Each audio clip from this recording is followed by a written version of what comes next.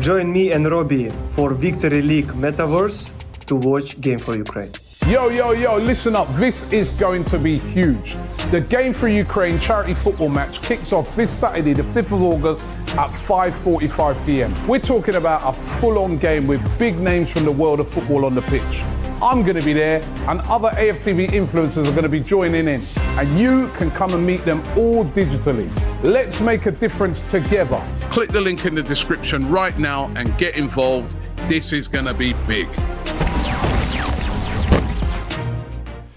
Good afternoon and welcome back to DR Sports, another transfer roundup. You've just seen Robbie talking about the very, very important game for Ukraine on Saturday. We'll have that for you on AFTV. We're going to cover it on DR Sports. I'm going to be at the ground at Scunthorpe Bridge.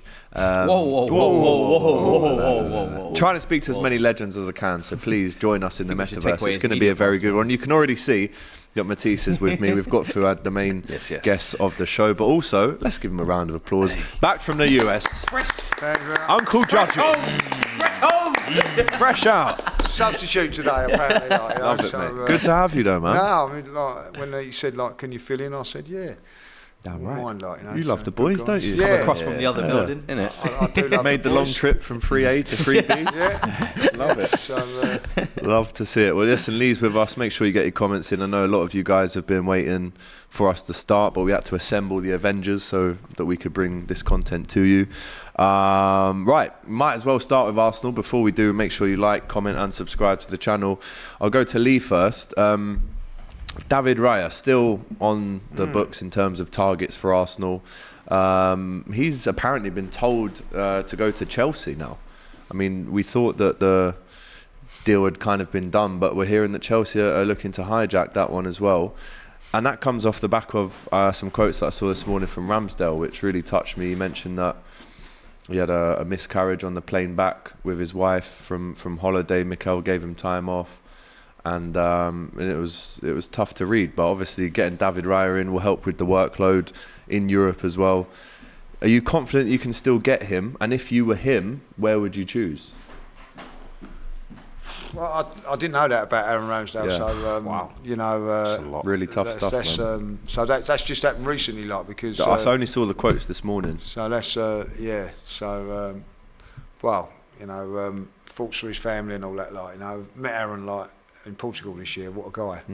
So seems it, mate. Yeah, top guy. And you met Stevie G out in Portugal. Oh, no, it was Dubai. No, I met Steven Gerrard out. He's been all over. No, I must admit, like, Steven Gerrard, you know, has to go down. Even though I'm an Arsenal fan, I'm not a Liverpool fan.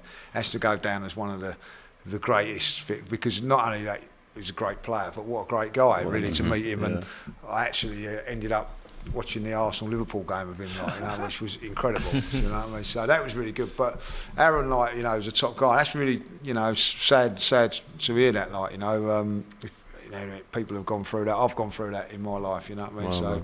it's a tough one. Yeah,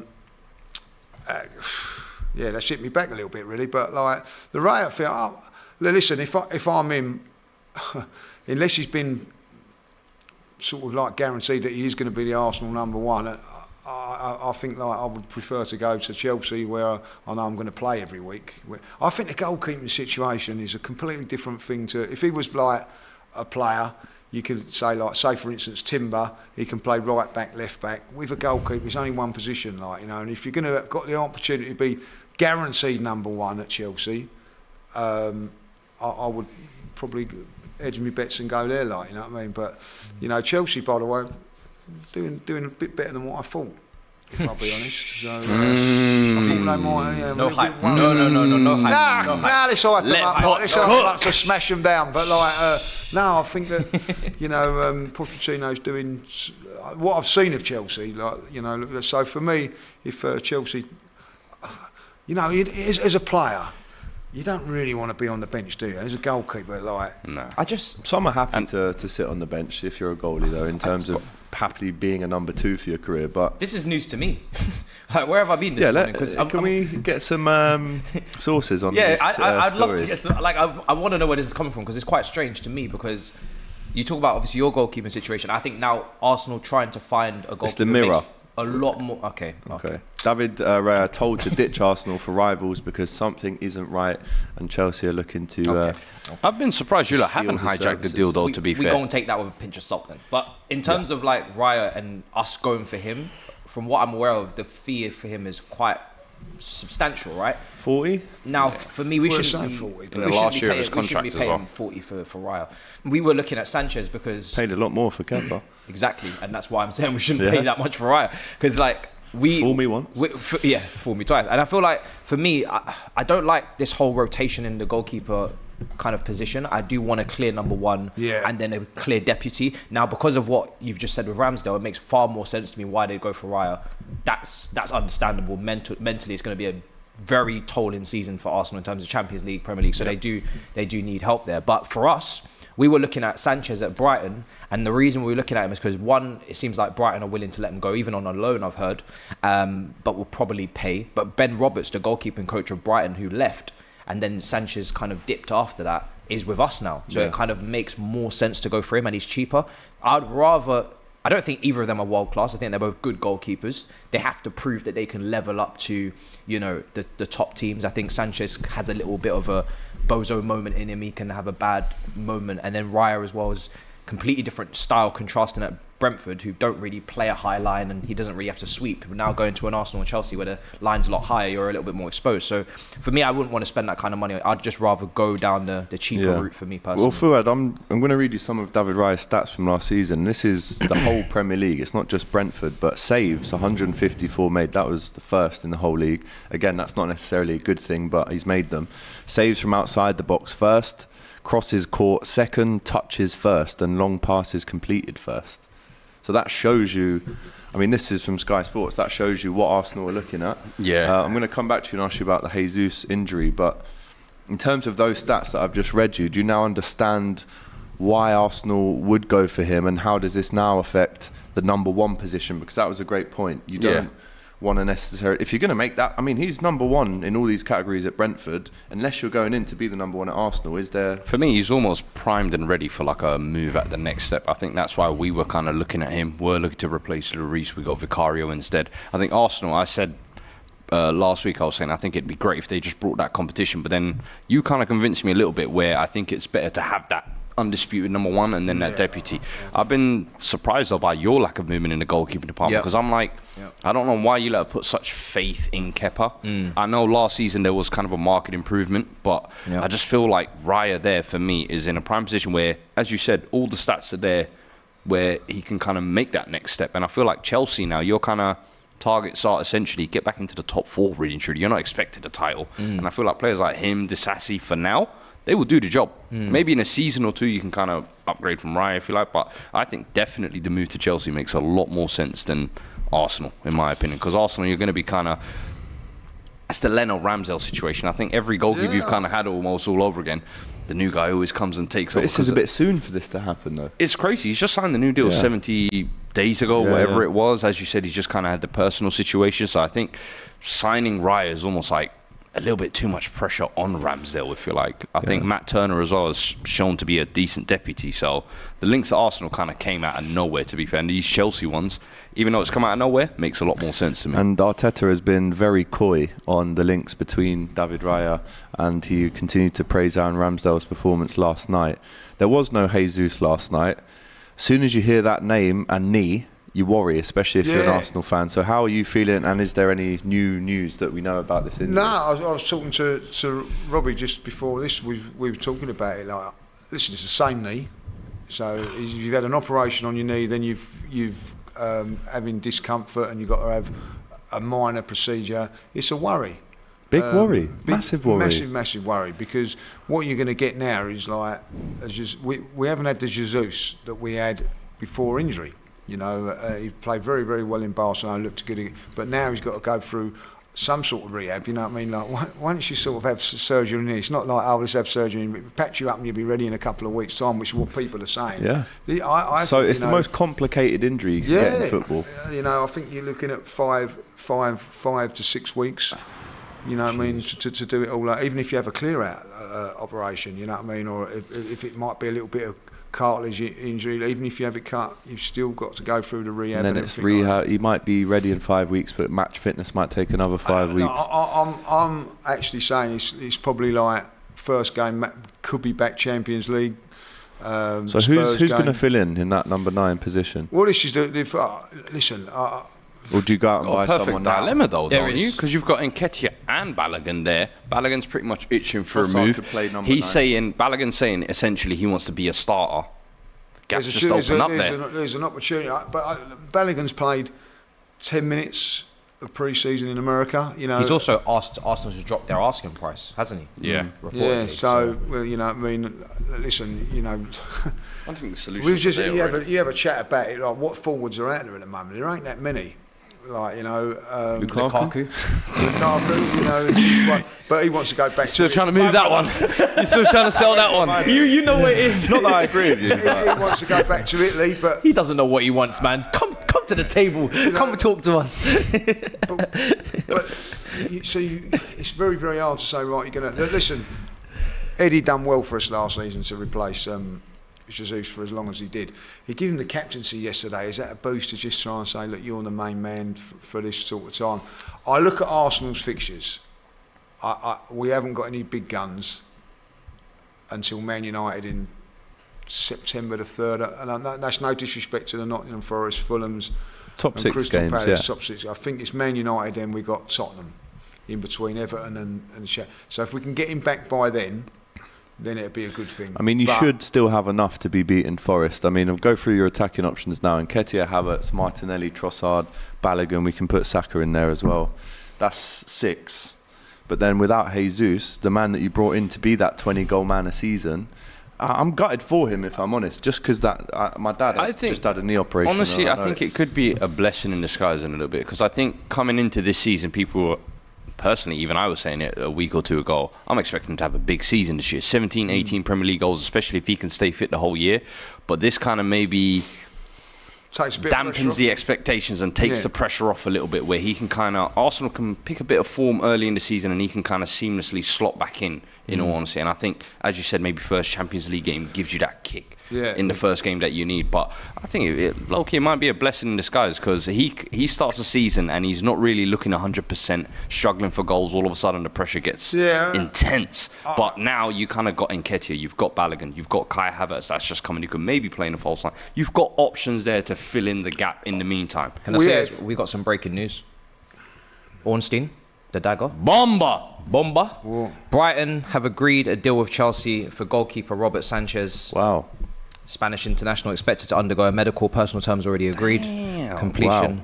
Wow. Big news. Mendy's departure. So that's Raya done off the table. And that's why I wasn't really buying that Mirror report. I was like, this doesn't really make much sense. Should have gone for him. We're meant to be going for Sanchez, and that's he's meant to be getting the deal. But this is going to be a lot cheaper, I assume. That's why I'm more actually in favour of this than Raya, because I don't want to spend 40 million on a keeper in a couple of years' time, be like, not quite world class though, and then say, is he going to come in to be number 1 though? That's the question. He'll compete with Kepa, but I think it will, and hopefully, this is my big thing. This has to be towards getting Caicedo for me as well. It has to be part of that, where, okay, we're getting the keeper, we're helping you in a way, Brighton, because you want to get him off the books. Now give us Caicedo as well. You got to loan them Leslie. I'm fine with that. I'm cool with that. No problem. Are you confident with that pairing though? Kepa and Sanchez? No, I'm not confident. I would have much preferred to buy, say, a Mike Magnan at AC Milan. We're having a little bit of a French revolution. He's the new number 1 in France with the goalkeeper. But we're not in Champions League. Melia? Who? You've got Melia at Leeds. Are you crazy? Hey, French Revolution now. Hey, don't do that. You can get him on the cheap. Listen, do that. if you're getting Sanchez, you might as well get Melia. Don't do that. From an Arsenal point of view, I wouldn't have minded having him as their goalkeeper. He sounds more of a number 2 than competing to I'm not gonna lie, I'm just not trying to spend too much money on someone who's not world class. I feel like just Too late for that. Wait for them. I think spend 100 on Lukaku. I think when you look at Liverpool, you look at Arsenal over time, Tottenham to a certain degree now got to do it. I think the goalkeeper is a very, very big thing. Once you've got to have a really top class game. You've got to nail it down. Liverpool nailed it. Look what happened. Like, you know what I mean? I think Arsenal, to a certain degree, with Ramsdale coming in, has been a Even real Newcastle with Nick Pope. Newcastle with Pope. Look how more solid United they are. hope that they've done it now as well. But I agree. If you're going to win the league, your goalkeeper has to be a top 5 goalkeeper in the world, with his feet, shot stopping. You know, just when you look, you go back to even like, you know, Liverpool at times were being dominant, and then all of a sudden there's Mignolet would make a mad mistake. Yeah, or Karius or something. Alisson makes an unbelievable save, and you end up winning the game 3-0. That's but the at difference. That stage, it could have been different, like now. And Chelsea, Kappa, I don't think is bad goalkeeper, if I've been really honest, but I don't think he's got that presence of an Alisson or a... No, he doesn't. Absolutely not. Or an Edison or someone like that. We're definitely a couple categories below where we need to be for the goalkeeping position. But I'm not convinced Raya is yet 100% a guarantee at the top level. I still want to... He's also quite short, to be fair. Exactly. As So well. That was my one PTSD issue. there. And Sanchez Spurs, is 6'5". So I'm hoping Sanchez is going to claim more crosses. I don't think he's as bad as what he was last year. Obviously, he was starting for Brighton. But again, he's not the answer long term. So it's a bit of a stopgap, kind of. At Brighton, I've had some goalkeepers. There's good goalkeepers Still, going through I there. really feel impressed the with next still. one up as well, Still. Bart Verbruggen. Oh, watch him. New signing. Dutch kid. They just got from They Anderlecht. had, what's his name? We had him for a little while, Matt. Ryan Turner. Matt Ryan. Matt Ryan. Yeah. He was What happened to decent. him? He went He's off in to America now. He had a couple of gaffes at there, then became ULO's number 2 keeper, and then now and he he's off done really somewhere well else. for us. He was a good solid, and now he would be a really good solid number Backup, 2. yeah. But he wanted to play. But And the opposite of that, with all due respect, someone like Kelleher at Liverpool, 23 or 24, he should be starting for someone, because I think he's played 18 games for Liverpool, and in 6 of them he's won penalty shootouts, which is just ridiculous. He needs to go to a top championship team or something. It seems like he's fairly happy to just say, I'm number 2, lads. Alisson's the main man. But again, lack of ambition, I don't know. Couple of super chats before we move on to Man City. She Loves United says, will AGT attack Reece James the way he did Martinez after that ankle-breaking tackle against Dortmund? Does he also have short man syndrome? I can't, because I'm 6'3", so I'm not sure who you mean there. But Reece James. Yeah. Because I said that about Martinez, which he does. I'll stand by that. I'm not apologising for by that. the way, shameless what he done the other day. Well, that's what I was talking about the other day. Because not so much the tackle. He knows that it's a friendly, and he can make that sort of tackle and get away with it. Like in the Premier League, he wouldn't be able to do that. No, he would have been sent off. Like, so he knew it was a cheap shot on Saka. You know what I mean? Like, typical Man United defender. Yep, another super chat here from Linesh, who says, is West Ham bigger than Spurs? # European football. Aren't they having every target of theirs being gazumped? Yes, and we will get on to West Ham shortly. I think Skamaka's on his way out. Your European trophies mean nothing. They don't hold weight, brother. Yeah. I think they're the only team that haven't brought any players in. Please. They are the only Please, team, man. They're backed out of the Ward Prowse deal as well. That was... Please, man. Go and get your little mascot kids. Talk about, we won the conference. I got 2 tickets and it was the best day of my life. Yeah, up the irons. man. Yeah. Love that though. Yeah. Right. Nicky don't come in and slap him. He wasn't saying this around Nicky last night. But big up. Right, let's move to Man City. Especially after a few drinks. Yo, Nicky, congratulations. Man City finally look to have agreed a deal for RB Leipzig, Josh Gvardiol, right? He's, as we've seen on social media, we thought this deal was done weeks ago. Fabrizio got a bit of heat actually for confirming it a bit too early. But it looks like they finalised the deal to sign the Croatia international centre-back by the end of this week. And maybe a little bit cheaper actually, just by holding it out. Maybe a bit of a decent deal on City side rather than Leipzig by just waiting and sending an offer through. But 77.6 mil. Happy with the fee? Quality. Happy with the quality of the player? That's pounds. That's going to be one of the best defenders, I feel like, over the next decade. He's at that age. Massive shout. He's played at that level, I feel like, where you can see he's got all the tools. Ball playing, strength, speed. He's got it all. Yeah. Similar like a Saliba almost type. You look at where you're just like, it's the prototype of a modern-day centre-back. So City getting that in on top of the Stones, Diaz, Laporte, Ake. The options are limitless now. You can play left back, you can play centre back, you can play in a back 3. Like, what he's going to be able to allow Pep to do now is just lock that back four even more so, which is. And that's why I think like City underestimated it. Their defence is better than what everybody says it is. You know what I mean? Like you think, oh, you can get at them, and they've got Walker on the right. You know, Ake playing left back was superb. They've got good central defenders now. They've added to that, like, you know. And I know a lot of people are saying like, oh, they've lost some kind of more heavyweight. Similar like last year with Jesus Zinchenko. This year they've lost Gundogan, they've lost Mahrez. But I still feel like as long as you've got Haaland, as long as you've got De Bruyne, as long as you've got Bernardo Silva, you've got Foden and Grealish, like they're gonna create regardless. And they're gonna have that. And then that back wall there. Edison's still behind it as well. I felt like Edison last season, second half of the season, came into his own. I'll be honest. So, listen, City are still going to be the team to take that. In my Champions League final. May bring Laporte. Make him available. You know what I mean? So he doesn't want to join. Hey, Merrick. He doesn't want to. Eric, I know you want to come London, baby. He doesn't want to join Tottenham. I'll give you a tour around Broadwater Farm. You know this. I'll pass. He says a lot of 115s in the chat. That's the amount of allegations currently hanging over City's head. But yeah, it looks like they're going to finally get their man after weeks and weeks of back and forth. But let's move on to West Ham, because I know we're saying that they've been very inactive in the window. Rumours yesterday that Scamacca is looking to agree a deal with Inter. So again, not looking good. But some good news for them, because apparently Dennis Zakaria, a player that you know well, is potentially agreeing a £17 million deal to go to West Ham. It's not over the line yet, but we'll see how that one develops. But as someone who watched him a fair bit last season, what kind of happened to him? Because there was so much hype. Yeah, injuries. I think he went to Juventus at the wrong time. At Mönchengladbach, he was looking like a talent, but he was part of that group that went to Juventus, like De Ligt and everyone, where they were just falling off. They were just starting to tail off, and I feel he got caught up in that. But then also the injuries as well. And availability is key. I say it all the time. If you don't have availability, you can't have consistency. And then you're just going to continuously have this decline where you just can't seem to replicate what you were doing before. When he was at Chelsea, he had a couple of decent games, but that's all they were. And I don't feel like West Ham, with all the money they've received from Declan Rice, they seem to be trying to cheapen out a little bit right now. They don't want to, you've had Ward-Prowse on your list. You've had Paulinho before the shoulder injury. Like, you've had targets that could kind of, stabilize you in potentially fighting for these European spots, which is where they were a couple of seasons ago. Last season was a big drop off for West Ham to be in a relegation battle for most of the season. Yeah. And with how long they're taking to do their business, and then who now they're targeting, this guy could get injured, and then what? Because his record is right there. So you're taking a gamble. For me, I feel like West Ham, it's been a poor window for winning a Conference League, and you're in Europa League next season. You see how stacked Aston Villa are. Yeah. You see Brighton have made moves on João Pedro, etc. Teams are beefing up their squads because they know that Thursday to Sunday is going to be a battle.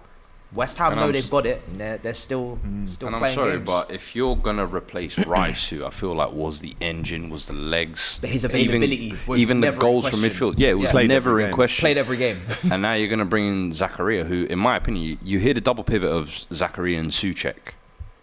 They are not stringing three passes together. I'm sorry. Like, that is not a technically secure midfield, I would say. So for that to be the replacement for Rice, I feel like it's such an underwhelming signing for West Ham. Yeah. And in all honesty, if they leave the window with just Zakaria, it's a huge trouble. Considering where they were in the league last year as well, you'd want them.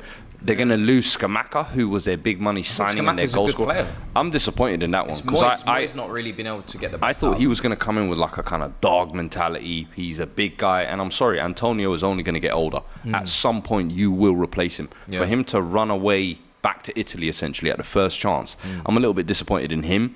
But then in West Ham, not keeping him as well and trying again, in my opinion. I think Moyes' style of play, it's not suited to a Scamacca. Scamacca's giving off this. So you're going to live and die by Moyes then?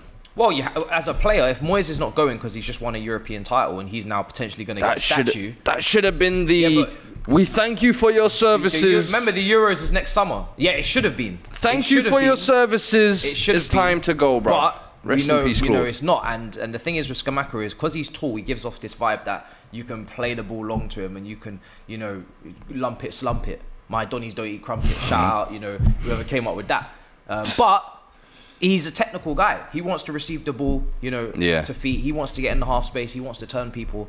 He's actually technically quite solid. I think he would actually do a better job for a better team than he would go into a worse. He's like one of those players that I think will thrive around better players than playing with, Antonio. The kick and run. Just on West Ham, yesterday we learned that Manuel Lanzini is also on the verge of joining River Plate. Yeah. He'll arrive in Buenos Aires in the next days. So is it Antonio up front on his own again? Listen, West Surely Ham, not. Crazy. They've known for months that Poor they were planning. getting the money for Declan Rice. Whether it was going to be 105 million, 85, 95, whatever, they knew they was going to get the money. They knew who was going to go. There should have been plans put in for them, really, And I as a couple of West Ham mates that I know, they was expecting like Declan Rice to go, which is a big blow for them. Like, I was actually speaking to one of my West Ham mates the other day. It's a big blow for them to lose him, So when you lose someone of that ilk, what's the thing you do then? Is you go replace bang, bang, him bang. straight away. Replace him straight away. Give the fans something to go. Well, what it's done is they've let their best player go, and now there's uncertainty at the football club, and it starts to escalate, doesn't it? So poor planning from them, really. I have to say that, they should have had whoever it was now, they should have had it in the door now, and without being horrible, trying to forget about Rice, not not sort of highlighting. The longer you don't sign someone, the longer you think, what's the situation? So Zakari is an opportunity. He's been available the whole summer. Juventus want to sell him. They were trying to sell him to us. We had option to buy, but we didn't want to trigger. When they linked him McTominay earlier in the window as well, that's gone very quiet. Yeah, very quiet. They were interested in Gallagher. Well, price would be a good, I think because these prices are too high, they don't want to. But they've got the money. They've got the money. 50 mil, just pay it. They don't want to pay it. Even though Southampton have been relegated this season, they're going to demand their money, like they are with Lavia, and rightly so. So at the end of it, someone like Ward-Prowse, is he better than what they've got at the moment? Do they need? Without doubt, they do. Without doubt, they do. So why don't you just pay the extra few million to get it over the line? You've got the extra few million out of the Declan Rice deal. And you're winning the Conference League, that's probably pumped to 10 million. And they've sold Scamacca. And as you said earlier on, they've got Europa League football as well. They've got that's such a thin squad. I know they've done squad. it again last season, but they struggled in the league last season. Big time. Yeah, they were in a relegation battle for a while, weren't they? Yeah. Big time. Let's move on to PSG. It looks like they're finally closing in on Gonzalo Ramos. 80 million package. To Benfica, add-ons included, 5-year deal. Here we go, expected very soon. It's a lot of money for a player that really no one, you might have, but in terms of the wider world, we saw him burst onto the scene at the World Cup, scored a hat-trick in the absence of Ronaldo for a game. Wow, who's this guy? Goes back to Benfica, carries on the form, and PSG now, yes, they've got unlimited funds, but they're trying to piece back together, or rebuild really, because Messi's gone. All the big stars are on their way out. Mbappe, we again could join him, but it's a lot of money. It's a lot of money, and it is a lot of money. But I can't see the vision with PSG's project at the minute. Gonzalo Ramos, Asensio, Ugarte, Kang in, Lee's come in.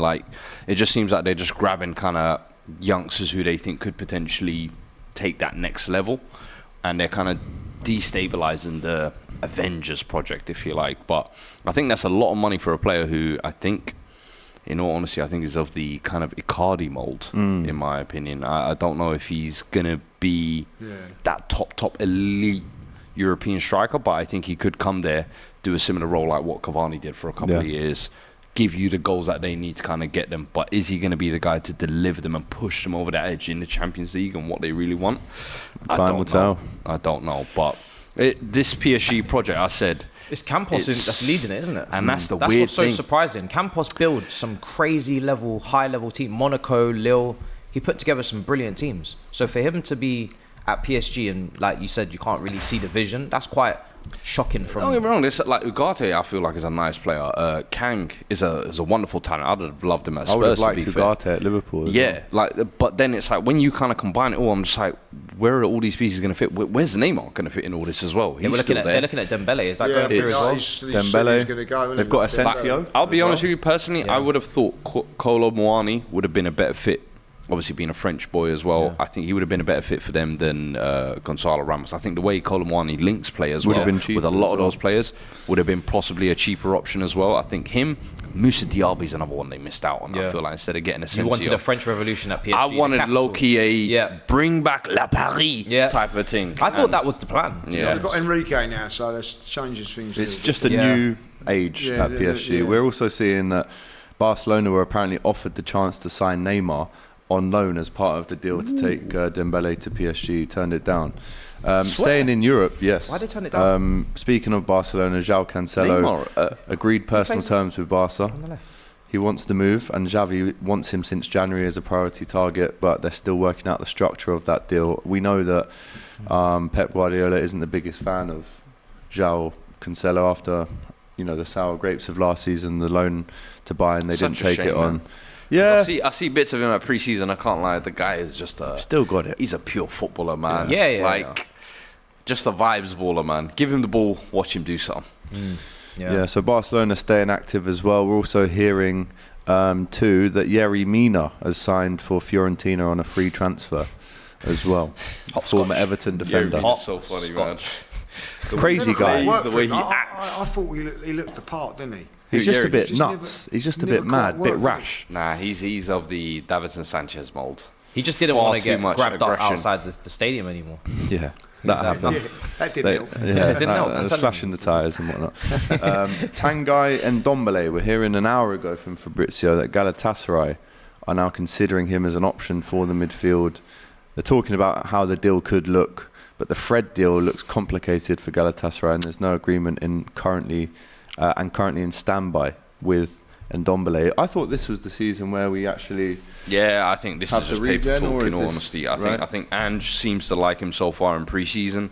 I think he's kind of got a point to prove. He's even said when he was at Napoli, next season I want to come back to Spurs and actually prove myself. So unless we kind of take the money and see, you know what, let's just cut our losses type of thing. But I actually think we're cutting our nose to spite our face. I think we need him, in all honesty. I think if Maddison gets an injury, who else is creative in that midfield? So it's the only thing is I can weirdly see though, if Ndombele goes, Lo Celso stays. Right. That's the issue. I've been seeing Lo Celso get a lot of minutes in pre-season. I'd rather he go because I think he actually has more suitors.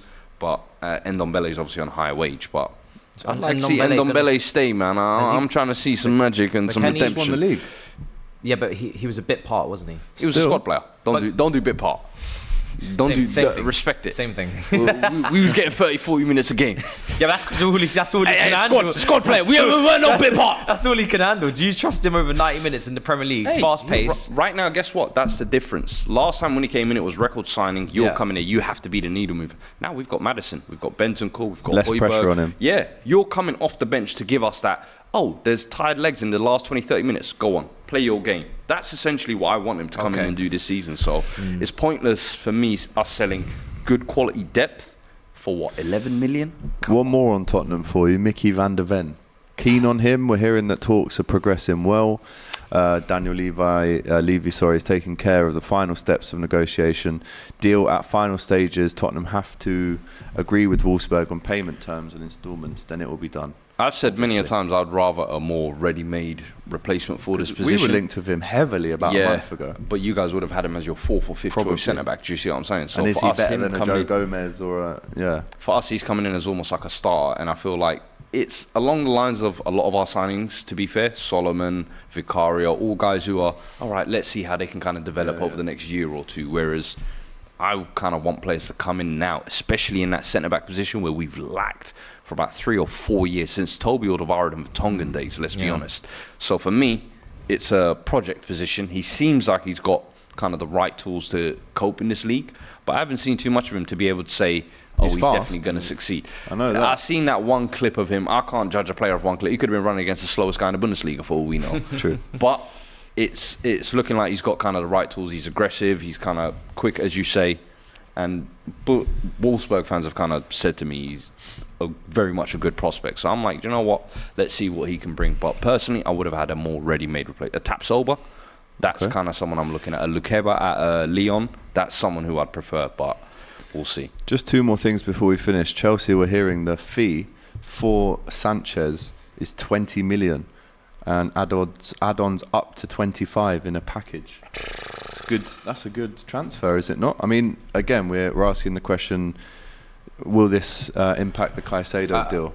I think it's only a good transfer if we get Caicedo. Right. We've been going for months now on Caicedo. This is a sweetener, isn't it? It has to be. It has to be. Cake. I think. Look, for me, if you leave Brighton after months of negotiating with Sanchez, a player that, like I said, they're willing to get rid of, they want to get rid of, and you leave the marquee signing with them, then you look a little bit like a Strasbourg. Do you know what I'm saying? You're looking like the Strasbourg to Brighton. So for me, I'll kind of judge this deal based on whether we get Caicedo or not, because that's what we went to Brighton for, to get Caicedo. We didn't go to Brighton to get Sanchez. I think 25 million is okay. They were willing to loan him, according to some reports. So it's not like as if, it's not like as if he's not second choice to still currently. Yeah. It's the thing is, with the Caicedo one, like 80 million is a fair deal. For the market rate. How much more Chelsea want to pay over the odds? They've done it on a few occasions. But I don't think they should be looking at. I think they've offered them a fair deal. 70 million would have been fair. They've offered 80. So what? They're saying 100 million. So all right. Well, there's your 100, 80 on him and 20 on Sanchez. If they want it, it's a lot of money. We're also seeing as well Frank Kessié could be off to Al Ahly, but following Sofian Amrabat giving his priority to Europe despite the Saudi move. Or the interest, he still wants that Manchester United move. So again, could be more incomings at Manchester United. They're obviously waiting to unveil their new striker as well, Højlund. So I guess they'll be looking forward to that. I'm not, to be honest. It's like, last night, I was with Rio and I said to him, it's not been the best pre-season, Rio. They've lost to Wrexham, Madrid, Dortmund, and he went, "Are you mad?" And then basically said to me that we lost in Japan, South Korea and China and still went on to win Champions Leagues in the same season. So I don't think he liked my analysis of Man United. It's pre-season, isn't it? They beat Arsenal, they beat us. But since then it's not been great. It was a poor game. Both teams were poor, and they only beat us through a couple of mistakes. I didn't think Man United were that impressive. They need a forward. Simple as that. They need a focal point up there. They haven't got it. They rely on people like Rashford to do it there, where he's not really that man. If they get that centre forward and he hits the ground running, Manchester United will be much improved. But I still think Man United have got deficiencies in midfield and at the back, and they've not addressed them. But whether they will or not, I don't know. I wasn't that impressed. I know they beat us and all that. Listen, Arsenal haven't been impressive in pre-season, I'll be honest. But I wasn't that impressed with Man United. They got a result against us, but since then, as you say, they've not been. I think it's going to be incredible about Man United this year. It could. I'm going to be really nice. I think it could go. It could go either way with them. I really do outsiders, or it could be. I think they should be challenging. I've said it. I think they should be challenging. I think they will. If they get Amrabat, especially, I think they should be challenging. Or I think that they could be struggling. I don't see any in between. Middle ground. Middle ground with Man United. No, I don't. I really think it's going to go one way or the other. And I know what way I want it to go. I think we're all in agreement there. Tina with a super chat. Give me your top 5 for the season. Biggest surprise of the season and the biggest upset. In no particular order: Man City, Liverpool, Arsenal, Newcastle. Who have I not said? You have Newcastle finish ahead of Chelsea? I think so. But again, it will be really tight. I'll go with Chelsea 5th. No. The surprise for me, I don't want your pity 5th. to watch is Aston Villa. Yeah, I think they've made some really good signings. It's all got to come together, but they're building. They're building. I'm going to go Manchester City, Arsenal, Liverpool, Chelsea. I think either Chelsea or Spurs, one of them, without playing. Because Newcastle are in Europe, and you think that could affect Arsenal them, in Europe. Newcastle. If you have a look at it last season, one team from the Champions League is in it this season that was in it last season. If you're thinking like Man City, like Chelsea, Tottenham, Liverpool, out of it. So I do think it's a big thing, and I think that if Chelsea and Tottenham have got to play it right as far as squad rotation and things like that. They haven't got the games. But I think one of them could sneak in there. I think Newcastle, Man United and Arsenal will struggle because of that Champions League. I've got City, Liverpool, Arsenal, United, Chelsea. And that's in order. Good question, Tino. The biggest upset for the season? Again, we did a video on this very recently in terms of who's going to be our big upset. So go back and watch that one. I'd be Man City. I'd love it. I'd be Man City. No United in the top 5. The hate is real, says Naveed. Yeah, I've got them top 4. What did I have them in? What did I say? No, you didn't. They were the team you messed out. Yeah, of course you did. Man United could be there. It's nothing. I think Man United are, as I said, they'll be right up there or they won't be. Listen, they could massively surprise us. They could. And this Højlund fella could be getting 10 in his first 10 games. You just don't know. I Anthony, can't predict. Season. No, I can't. They're the one Sancho, team, Remontada. and Chelsea, to be fair, they could go. You've got to watch them a few times. I actually watched Man United last season. I thought they were going to be the laughing stock at one stage, you know what I mean? And then they brought in Casemiro, and that's the thing with Man United. And it's not a hate thing about him. Man United have the capabilities of going and getting someone like a Casemiro who's 30 years of age, spend a lot of money on him, and shore up things. And they've got that capability because of the club that they are. So you can never underestimate Manchester United. You actually can't, no. And we've seen that in the past. Just to remind you, Arsenal fans, 24 years ago today, Arsenal completed the signing of Thierry Henry from Juventus as he became the Gunners' record signing for a fee of 11 million. You've just been at the Emirates. Yeah. His statue is now next to Arsene Wenger's statue. Yeah, and Arsene Wenger was down there today, he was unveiling it as we was there, So, brought us some fantastic memories and also some fantastic players. Thierry Henry. Listen, when he first signed, if you'd have said he'd been the player that he was, I wouldn't have believed you. Because it wasn't start off well. Yeah, it was a fairly slow start. Very slow. Remember that goal? Was it at the Den away? Yes, that was his first goal in that yellow kit. He missed a few chances before then, and then he just become this machine. Yeah, and that, you have to give Arsene Wenger credit for that. He done that with a few of the players, but breathtaking team that was. And 24 makes me feel old. You know what I mean? Makes me feel. Do you know what does make me feel old? Is that Cesc Fabregas is retired.